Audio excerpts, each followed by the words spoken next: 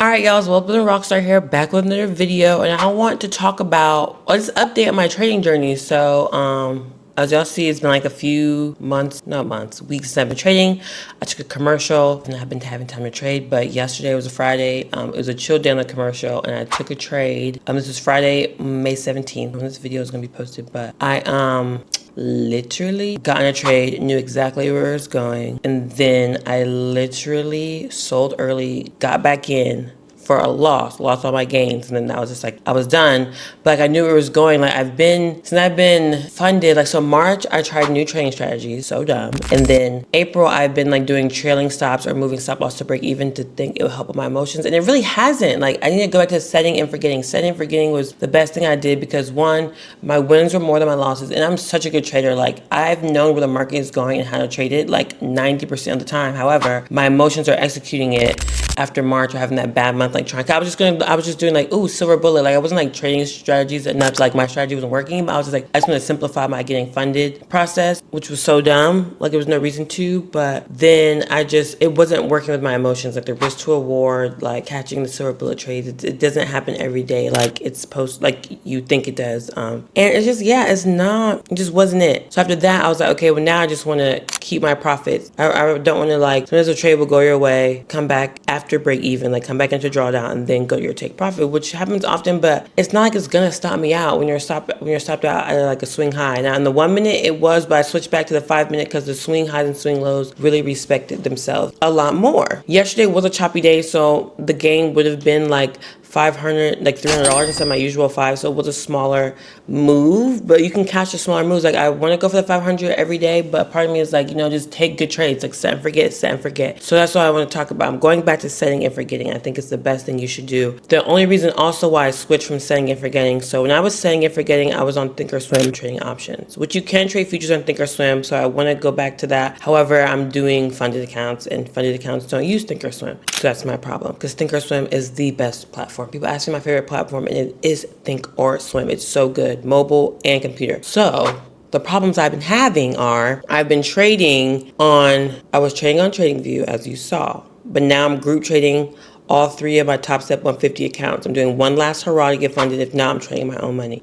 So they're all grouped. So the group trading, that doesn't work on TradingView. You have to trade on TradingView. So I had to switch to TradingView. I'm gonna do a video on that too, because after switching from TradingView, I actually kind of like trading on TradingView better. I mean, I could talk about it now because the spread. Like when you get on when I'm trading on Thinkorswim, when I'm trading on TradingView, I have to set a limit order to get the entry I want. If I set a market order, I'm gonna set the market order here. It's gonna enter me like way down here. I can hate it. But on TradingView, I hit market order and it's right there to the tick. It's right there. I was like, whoa, like I would literally hit market order. I don't even have to set a limit, because sometimes on the 5 minute, sometimes the move does not come back to a fair value gap, like the one you want. Like it will break a swing low to the downside, and it'll run down, and then it'll come back for that second fair, like a fair value gap just lower to where your stop loss should be, and then go down. So I like to get in now on the 5 minute, like right when we get that candle close above a previous swing low.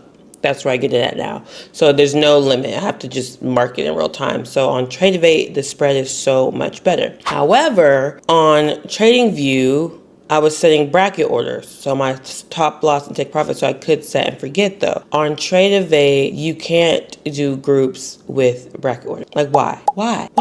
Fair, Thinkorswim probably wouldn't have that because you don't really trade funded, so you don't group trade, so whatever. But you can't do group bracket orders, so that's annoying. So when I am on TradingView, I'm watching the trades because I have to manually close them. Because say I take a trade, I set a stop loss manually and set a take profit manually, which isn't that bad. It's not that big of a deal. It's just like a click, set it. So it's not that big of a deal. However, if one hits, the other one has to be manually closed out after. And that was my problem. So if I set and forget and I go on about my day and the stop loss is hit, and then boom, now my order to buy way down at my take profit is still there. Obviously, if you're getting stopped out, it should be going up a little bit, but you can't just like forget. But however, I have the TradingView app on my phone, and it does give me notifications like your stop loss has been hit, your take profit has been hit. So then I can just go in my mobile app and delete the working order. But again, there's no group trading on the mobile app, so I have to manually cancel each working order if it's a stop loss or take profit on the Trade app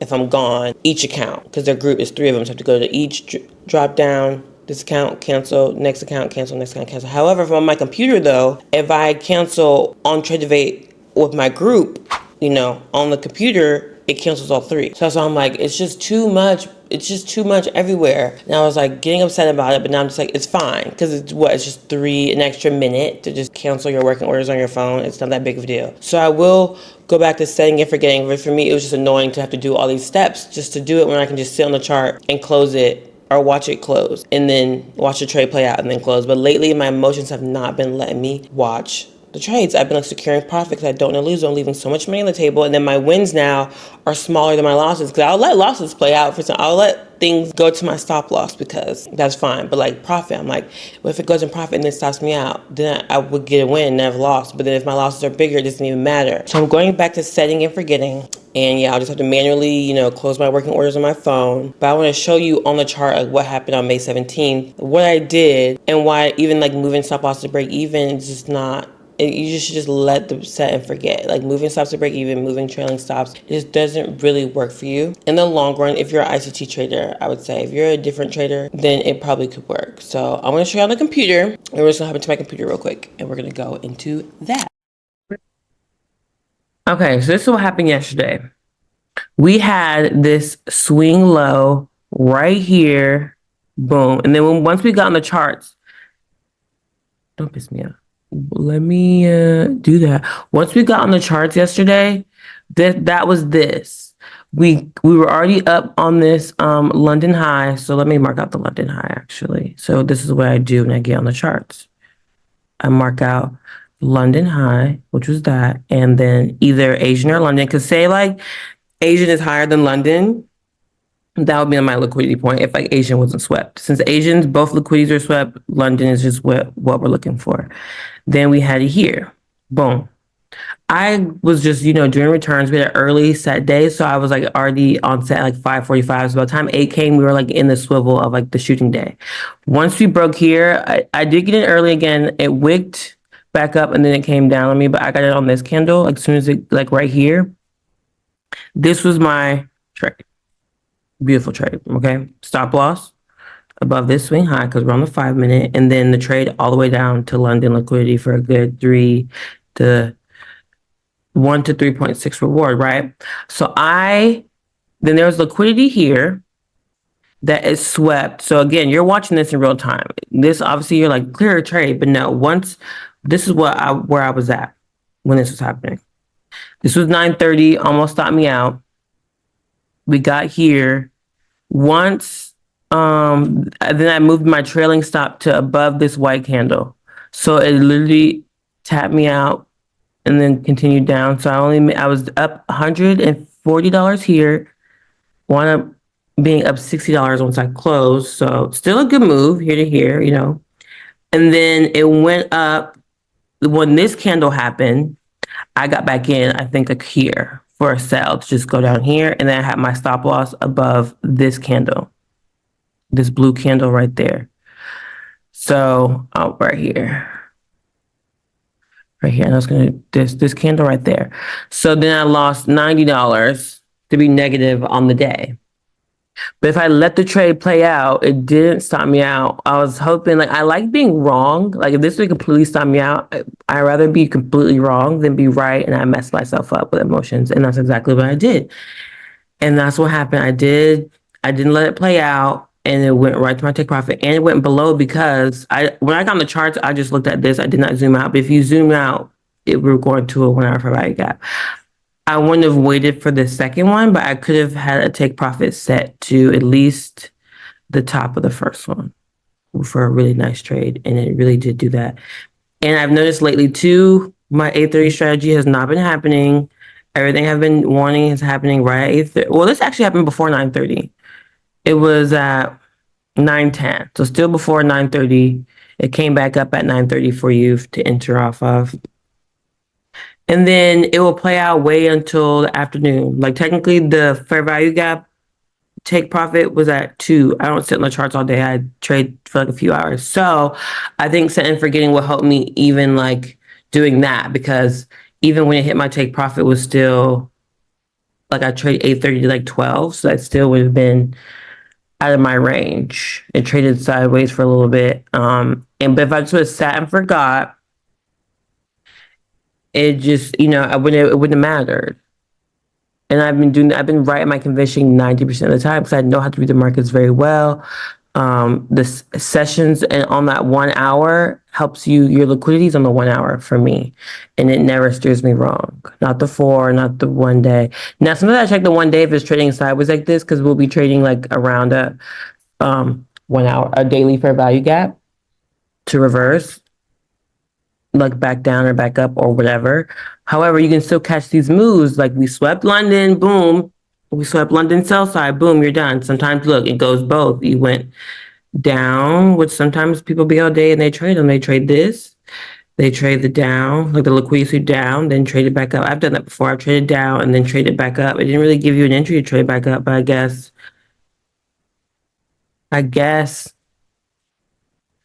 um, I guess after here, like you don't really get any market structure shifts for real. Or you would just go down the 3 minute maybe, and you'll see one. Let's see. Yeah, I guess in the 1 minute, yeah. So once it broke this candle, you could have got in back up for something like, I don't know, you'd go back to the London liquidity that our first trade, our stop loss made. That'd be your trade on the way back up. That's now the new liquidity, this point right here. So yeah, you could have took both these trades. I've done that before. My biggest day, my 5K day, when I was doing TFT Forex, was taking a trade down, taking a trade back up, like taking the retracement to a fair value gap, and then because some people wait, they only wait for this move. They wait for the tap into fair value gap, like where's it going, and then play off of it. And I don't. I like to play down. I like to play the retracements and the moves after, because sometimes, I've said this 100 times before on TikTok, sometimes you'll wait for it to go to these fair value gaps and it'll just keep going down the rest of the day. And then you don't even get a play for the day.